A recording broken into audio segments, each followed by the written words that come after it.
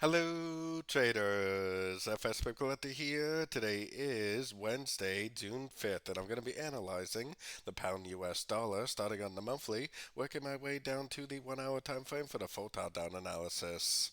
So, on the pound dollar, I still think we're either going to go up and make a running flat wave C or possibly an expanding flat wave C.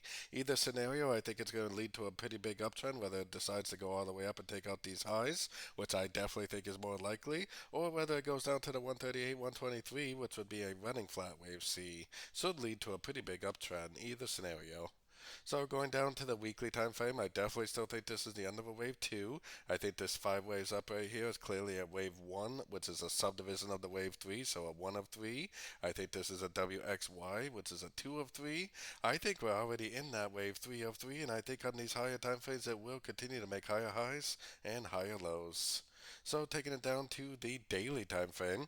On the daily time frame, one thing you really have to consider is this is still all higher highs, higher lows. I think this is a wave 1, a wave 2, and I still think we're in a wave 3. No breaker structure, no lower high telling us this wave 3 is over. This move down right here is probably likely to just be another correction, another subdivision of that wave 3. So taking it down to the 4 hour time frame. On the 4 hour time frame is where we got our Fibonacci retracement on the last push up. I think this looks like a wave A.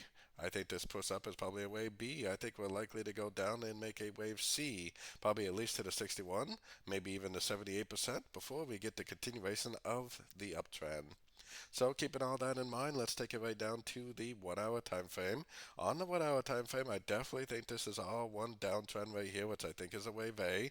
It looks to me like the wave B may could be complete, even though it looks more like this move up is more like a trend. But I think this is probably more likely that this is actually the end of a wave B right here. And we are actually probably already going down for the wave C.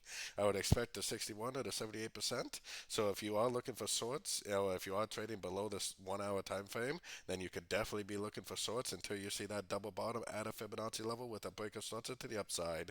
Once you see this picture right here, I would definitely stop looking for shorts and I would definitely start looking for longs again, because that most likely would be the end of an ABC correction and another entry to go long, which I think is all just part of subdivisions of that big wave 3 on like the 4 hour daily time frame and up. So don't forget to join my free Discord channel, which is linked down here in the corner.